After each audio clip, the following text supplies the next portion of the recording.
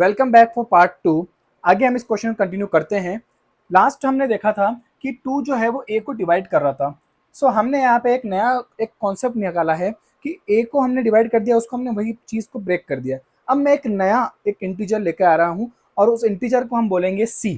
तो मैंने उस a की जगह उस 2c को सपोज करा है। 2c इसलिए क्योंकि हमारे क्वेश्चन में 2 है। हम ऐसा मान रहे हैं स्टूडेंट्स, इसके करने का जो हमारा टारगेट वो ये है कि हम ऐसे देख रहे हैं कि क्या इसमें कुछ ऐसा कॉमन तो नहीं आ रहा है। अगर कुछ कॉमन आ गया तो हम कह देंगे कि इसमें तो कॉमन फैक्टर्स यूज हो रहा है, तो वो चीज़ पॉसिबल नहीं होगी। खैर आगे चलते हैं। तो हमने इसको a इक्वल्स टू 2c एक नया इंटीजर मैंने सपोज कर लिया है और इस 2c को मैं फर्स्ट इक्वेशन में पुट करने जा रहा हूँ। तो मैंने यहाँ लिख दिया है substitute for a। First equation हम जानते हैं, मैंने यहाँ लिखा है a square equals to 2b square होता है।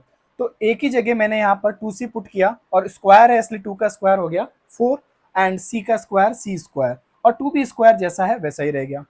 ओके, अब ये 2 से 4 आसानी से कट हो जाएगा, ये कट हो गया तो क्या बचा 2 और साथ में c स्क्वायर और इक्वल्स टू b स्क्वायर। आगे इसका मतलब ये है, it means that 2 divides b square. आप ये देख सकते हैं कि जो 2 है ना वो इसको भी डिवाइड कर रहा है।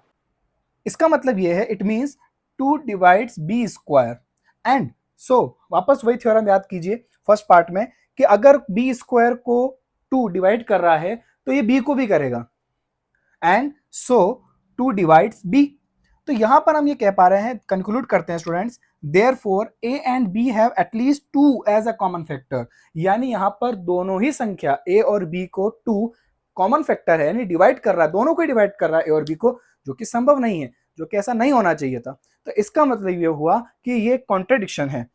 दिस कॉन्ट्रडिक्ट्स द फैक्ट, ये कॉन्ट्रडिक्ट करता है उस फैक्ट को that a and b have no common factor. हमको कोई कॉमन फैक्टर नहीं चाहिए था बट यहां तो कॉमन फैक्टर आ रहा है।